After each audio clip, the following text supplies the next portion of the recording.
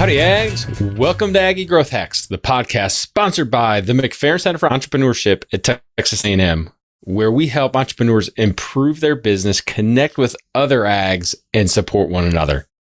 I'm your host, Greg Martin, Fighting Texas Aggie class of 2001. And I'm your co-host, Chris Hunter, Fighting Texas Aggie class of 1998. Whoop! Well, we got another story for you, Ags. If you haven't figured it out, we're starting off season 6 with 4 in-person episodes of 2022 Aggie 100 winners. Today's episode 3, and we're talking with Kyle McCaw, Fighting Texas Aggie class of 2000 and owner of McCaw Property Management, a company that has won 2 Aggie 100 awards this year and previously in 2018.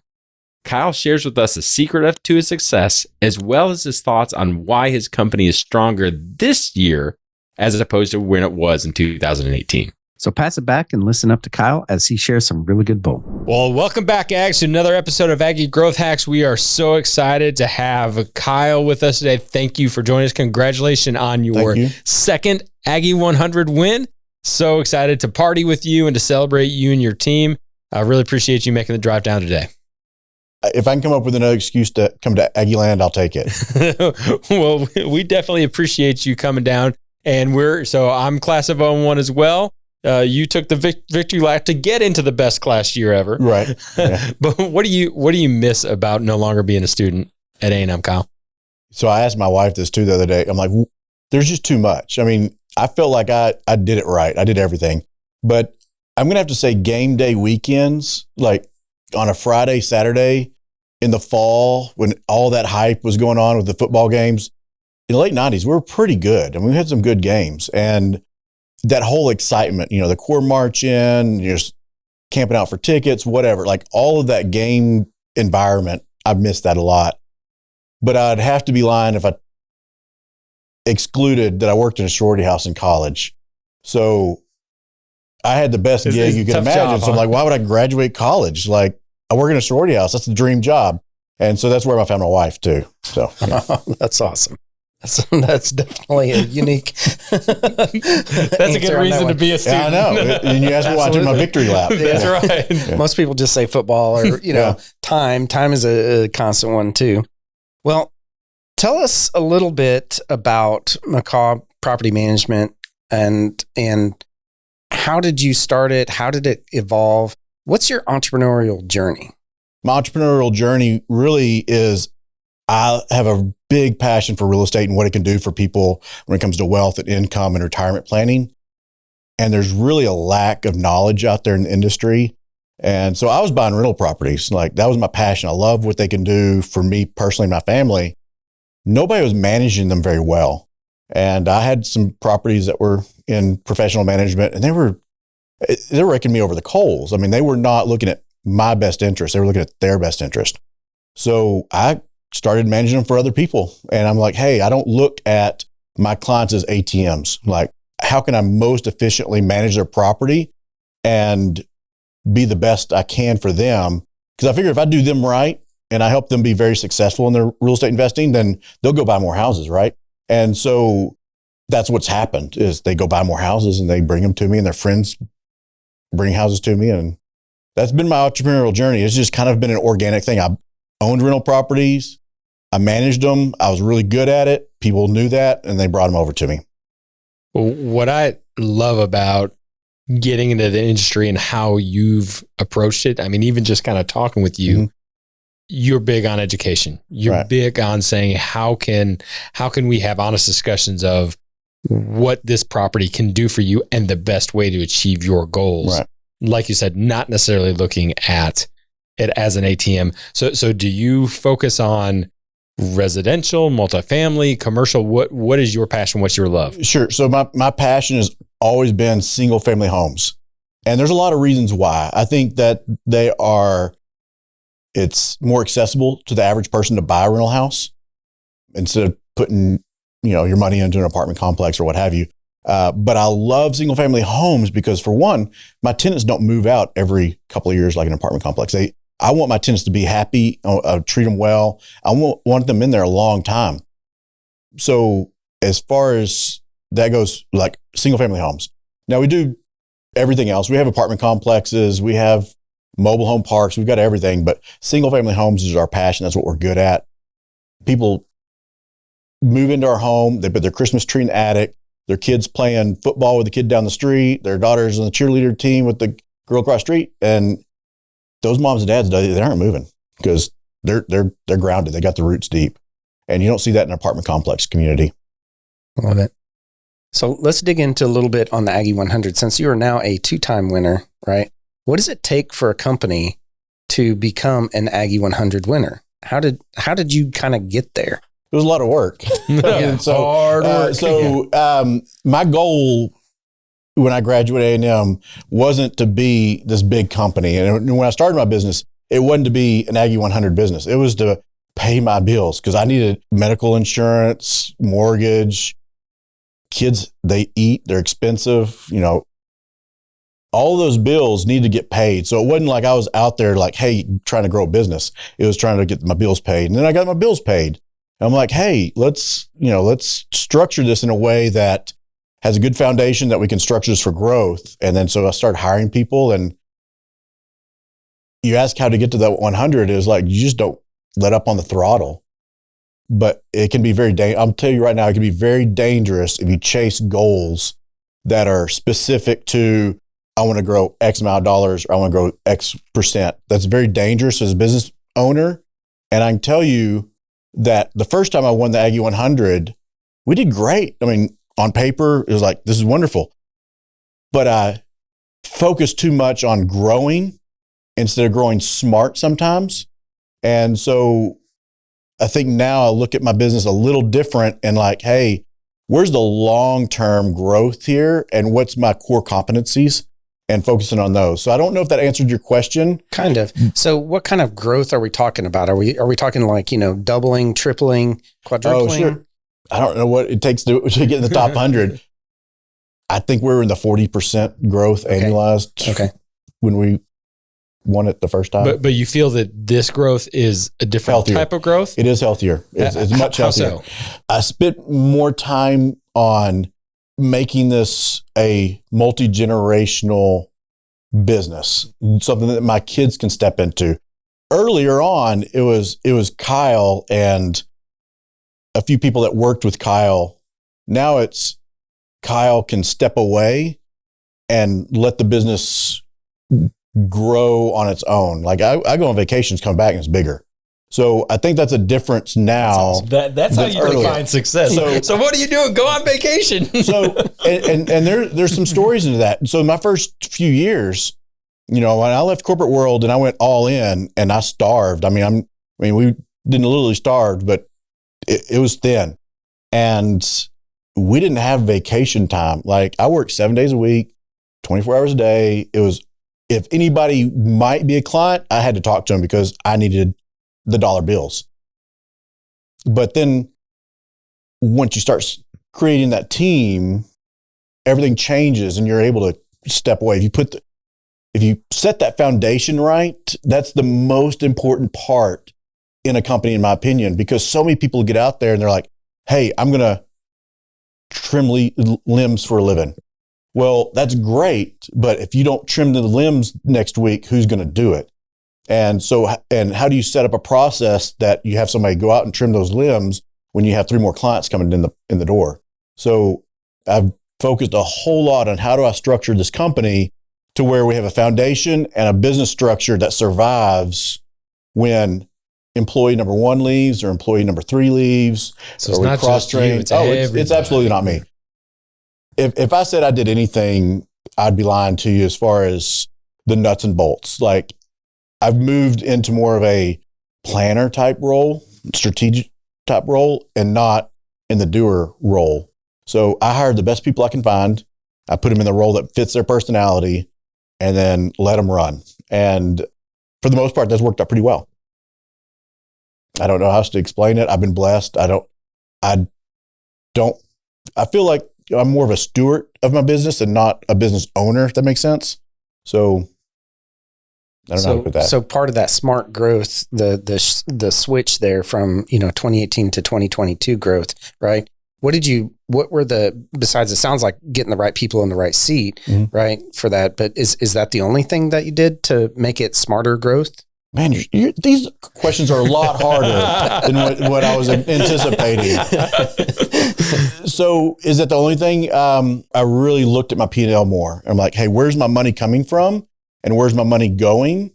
And then the ones that had the best returns, I focused more on those. Made a conscious effort. And there's there's plenty of books out there to read, and I've read a lot. There's the pumpkin plan, and you can take out the things that aren't as productive and focus on the ones that are. And that's what we've done. So I have a lot of competition out there, but it's people that don't run their business like me, because I just focus on the business that's good, that we're great at, and we double down on it. So I don't get distracted by the things I did previously. So for example, we really did a lot of rehabbing for other people in another division at that time. When you're buying a distressed property, fixing it up, and that's just it's a different animal. I still do it for certain people, but that's not our core business. So I don't really focus on that. I focus on how do I build wealth and income for my clients, and property management is the way we do it. So you talked a lot about building that team out, and you've got a pretty cool story about being a former student of A&M and using the Aggie Network, using this university that we all love to build that team out. Sure. Can you talk a little bit about that? Sure. So when we mentioned this earlier, I graduated A&M, and I went to the career fair like all the other students did, wearing a suit, asking for people to hire me. And then when I was in Reed Arena looking for somebody to hire me, I never in my mind would I've expected to be on the other side of that table hiring people. It just wasn't even it was outside of my big hairy goal. Like, that would have been way out there. So last year, A&M started the Aggie 100 career fair. So these were for companies that had previously won the Aggie 100. Yeah. And we have our own career fair. Very interesting. And it was a great opportunity to see what A&M is putting out right now. I'm telling you, every employer needs to become an A&M. I'm telling you that right now. But I got to have a booth, and I got to interview A&M students, and I never would have expected them to want to come to a small corporation like me, or a big I'm not General Motors, I'm not General Electric, whatever, but coming to work with me. And we hired an intern last summer, and I put him through the ringer. It was not what he expected. You think of property management, he got all the ugly jobs in property management. Like, he didn't have to go out to the houses and clean toilets, but he had to organize a lot of things he wasn't planning on doing. And we learned so much from him, and he was a blessing to us. And when the summer ended, he said he was graduating in December, and he wanted to come to work for me when he graduated. And I'm like, man, you're a smart guy. Are you sure this is what you want? And he's like, I don't want to go work for a corporation. I see what you've done. I see where you're going. I want to be part of it. And he's coming on in February. So I think he'll have already started by the time this gets out there to the interwebs. Yeah. So we'll see how that goes. I'm very excited about that. That's pretty cool. So let's talk a little bit about your core values, right? Sounds like you've really dialed in a lot of things in your company. And one of the things that we have learned from a lot of our own journey here with Aggie Growth Hacks is very successful companies have core values, right? So can you tell us what your core values are? Tell you, as core values is, I want, for one, everybody to know that we are professional and that we care about them, whether it be a client of ours, a tenant, or a vendor of ours. We're professional and that we care. And I want them to know that. I also want people to know that I'm a steward of the business. I'm not the owner of the business. I am, as far as the state of Texas is concerned, I own the LLC. Yeah. But I'm a steward, and I've been blessed, and my team's amazing. It's weird how you water up when you think about the people you work with. But that's so key in building a team, is that it is not a dictatorship. Sure. I mean, you were the one-man band. I was, yeah. But now you realize that I can't do it without these people around it. Oh yeah, they're family. Absolutely. So so let's talk about stewardship a little bit. I mean, because knowing you in the short time that we have, stewardship is not just stewardship for the assets that you manage or the relationships that you have with your clients, but can you talk about stewardship with your employees and how you've poured into them? Sure. So everybody wants to be a boss. Everybody wants to make the decisions, but there are decisions that impact people's lives, and you got to take that into consideration. And you want everybody to be better in the future because they've known you. So in that regard, you want to treat everybody as best as you can, have them part of your team, bring them on. If somebody comes to my company and works for me and they leave for something better, I'm their number one cheerleader. If they want an opportunity to learn something, bring it. I'll do everything I can for them. My job is to help them be better too. And whatever that is, let's do it. Love it. The other thing that we have noticed with most bigger companies and fast growing companies, and especially all these Aggie 100 winners, is that you've got a big, hairy, audacious goal, your BHAG. Mm-hmm. What is your BHAG? I think big, hairy, audacious goals change where you are in life. Yeah. So it used to be, hey, pay my bills, because that seemed like a big, hairy. And then it became not. And then it's like, hey, I want to get to manage X number of houses. Maybe it's 1,000 houses. Maybe it's to make $3 million in a year as far as the business goes. And, that sounded at the time like a big, hairy, and, those have been accomplished, and that's awesome. But growing your business is not, it doesn't seem like a big, hairy goal to me anymore. It used to be like, I want to be this big, I want to do this. But it's not, I don't want to say it's not hard. It's become easier because of the people I've hired. I have amazing teams. I'm trying to be really strategic on what we chase and the foundation we set. So my big, hairy goal used to be, hey, I want to be in these 4 markets, and I want to dominate them. I want anybody that owns rental property to know about me and my company. And now I think it's a little bit more of how much can we do for other people? How much of a blessing we can be to anybody that comes in to visits our business or is a client or anybody. We want to be a blessing to everybody. And my big, hairy goal is, I haven't voiced this to a lot of people, but I want to own a nonprofit that blesses people. Man, yeah. I get emotional. Sorry. This is good. This is good stuff. No, sorry. I'm not supposed to. I'm supposed to. Macho guy. There are so many people out there that don't have what we have. There's the kids that they don't get to go to space camp, but they could be our next astronaut. Man, y'all aren't supposed to do this. It's supposed to be all business. I was with some guys yesterday that are on the school board, and there are kids that can't pay for their AP course test. Mm-hmm. I'm like, we should be paying for that. So let's figure out a way to give the kids opportunities. To pour into those who, we're all blessed. I mean, everybody in this room is so blessed, not only to be here, but to have the jobs that we do and the things that we have, but to be able to say, how can we steward what we've been blessed with to help those that haven't? And as a landlord, you see it. I mean, you really see these homes that either the parents are both working, struggling, making no money, or there's the homes that kids are raising themselves. They don't have a daddy, they don't have a mommy, whatever. They don't have direction, they don't have guidance. So I think there's opportunities for us to help more. Oh, Kyle, that's amazing to be able to use the platform that God's given you to be able to steward better and to speak out and have an impact. Yeah, I think. Real impact. Yeah. Well, and it's not hard. It's not hard to make a big impact on somebody. I had an employee once. I'm not going to say he was the greatest employee. I'm not going to say he was a lazy guy. He was, sorry. But, and I had to let him go. But he made a decision when he was younger that he was going to get in a gang. Latin Kings, if it matters. And one of the things that they do is they tattoo Latin Kings on their fingers. If that guy came to you and wanted to go work for you, it'd be tough. Right. It'd be tough, yeah. So one of the things that we did is like, hey, when I'm interviewing, I'm like, I'm looking at your hands. What's going on here?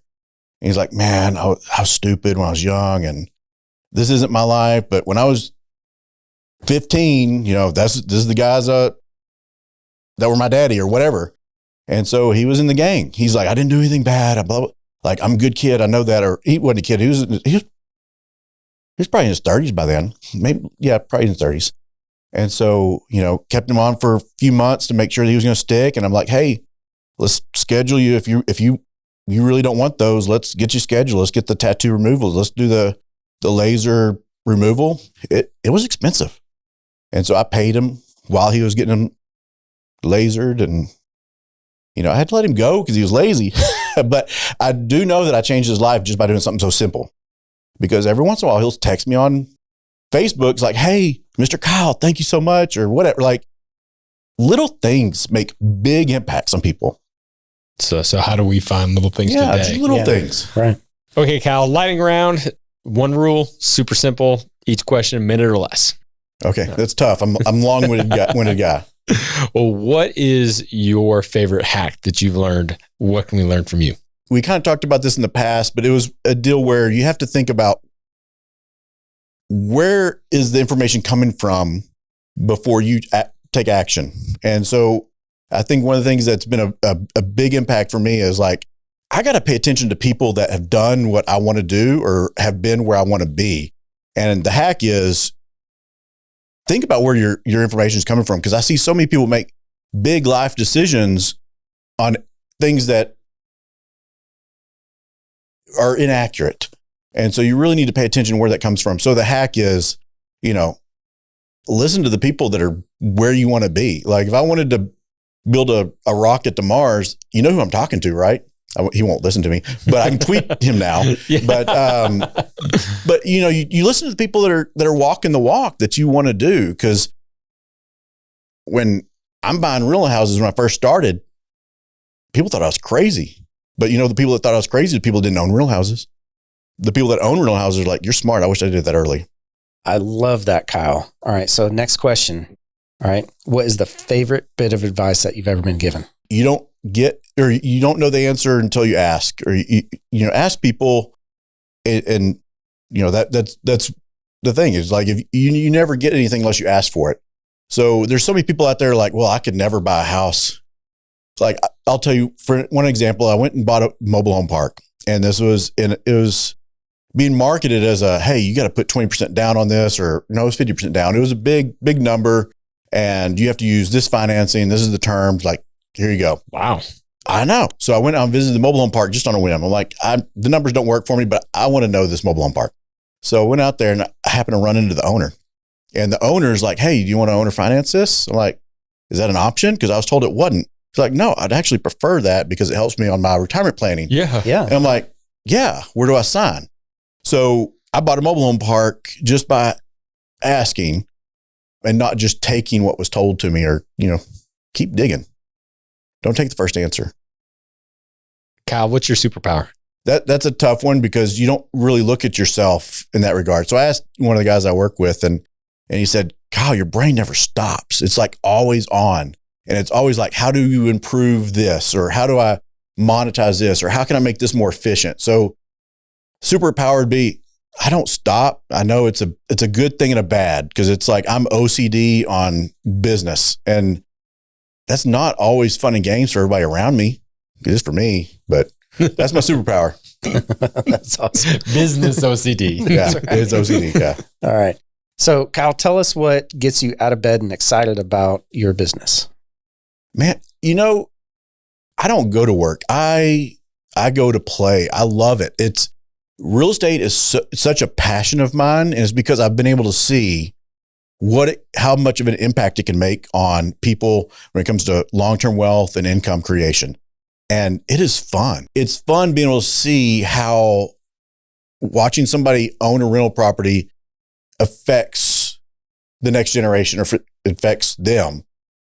I can give you so many examples. I had a gentleman once. I know this is supposed to be short. I apologize. I met him. I was trying to buy some houses off of him. He had 5 houses that he was like, hey, I'm getting older. I'm kind of thinking about cashing out and doing something else. And while I left the first house we went to, he's like, man, my stomach's hurting. Can we just pause this and, we'll touch base later. I'm like, okay. Next day he calls. He knows I manage rental properties. He called me. He's like, hey, I decided I'm not going to sell, but I do want you to manage my 5 houses. And I'm like, okay, that was a big change. And he's like, yeah, I went to the ER after we met. And he ended up getting pancreatic cancer. Whoa. Yeah. But his 2 daughters don't have to worry now because of those rental properties. We manage those still. Wow. I mean, that is impact. Yeah. That is impact beyond even one I went to his generation. hospital room and we signed docs there when the doctor came in, and the doctor's like, hey, do you want this guy to leave? He doesn't have your last name. He's like, no, he can be here. And so I got to hear the bad stories about that. But we work really hard for his daughters. Yeah. That gets you up and motivated to get out. Well, Kyle, as you're telling your whole story and you're talking about your team, you're talking about the passion that you have, I know that there are listeners out there that want to connect with you. That, well, if y'all got a property in where do you operate? Well, we're state of Texas, so I like to stick to markets that are over 50,000. Our home base is in North Texas, but we manage in Houston, San Antonio, Austin, you name it. But we like to stick in markets that are over 50,000. College Station. Yeah, College Station. We don't have one down here right now. We own some small towns, it seems like, but we don't have College Station yet. So, well, how can either property owners or someone that's interested in real estate or an entrepreneur that just loves your passion, how can we get in touch with you? Sure. So, obviously I've got a website, McCawPropertyManagement.com. Email address, certainly reach out to me. I'm not ignoring you. I have a lot of emails that go to spam, so hit me twice if I don't respond. But it's Kyle, Kyle, just like the football stadium. My grandfather taught here. So Kyle, Kyle, at McCawPM.com. So for property management. So McCawPM.com. Awesome. Well, thank you so much for coming on, and can't wait to celebrate with you tonight at the Aggie 100. I'm excited. This is, who would have thought when I was a kid here that I'd be back here, at A&M in a different position. And so Twice. Twice. Yeah. Yeah. But it's amazing. I'm very blessed. And I just think what A&M has going on right now for entrepreneurs is it's just not, I'm very impressed with what A&M's doing. Well, thank you so much for joining us. All right. Thank you. Well, how about that, Ags? I am so motivated by Kyle and really what he shared with us is just really, really awesome stuff. I know that I have a ton of takeaways here, Greg. What was your favorite takeaway?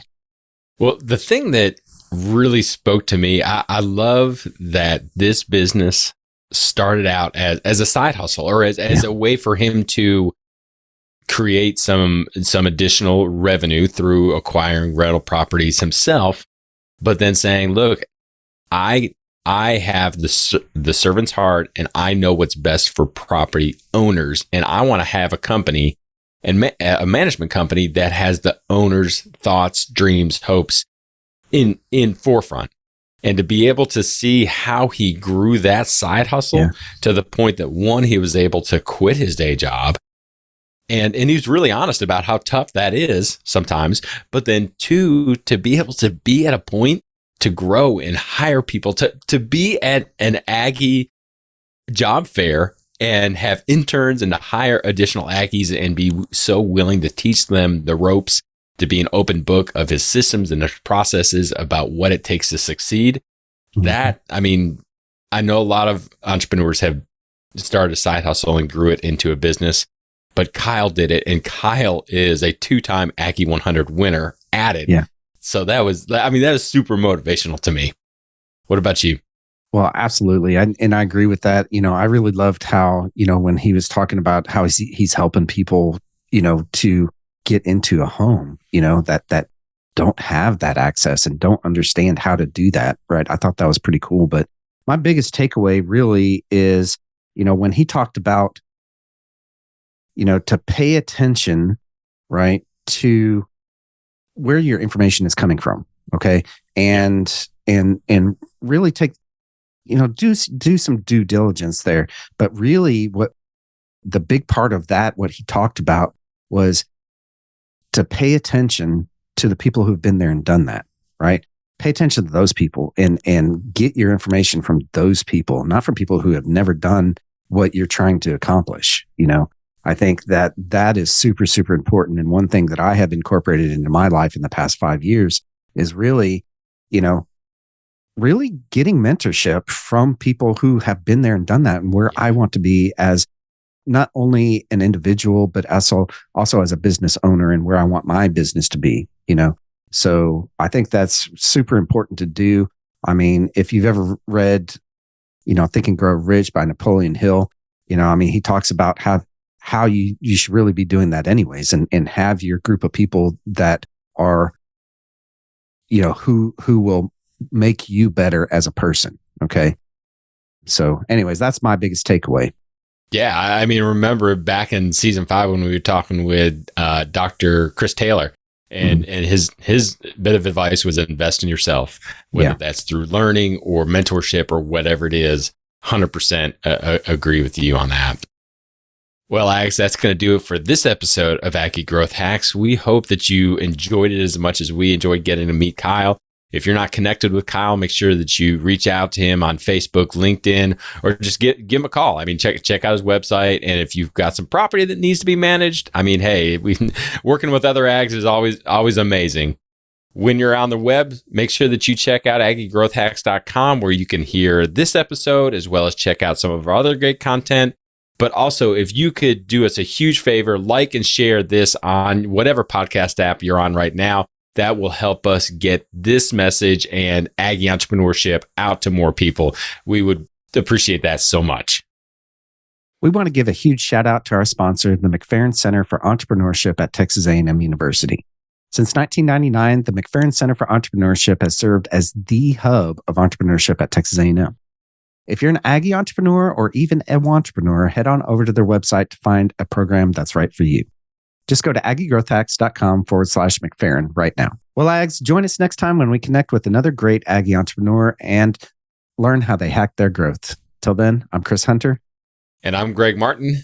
Thanks and gig 'em.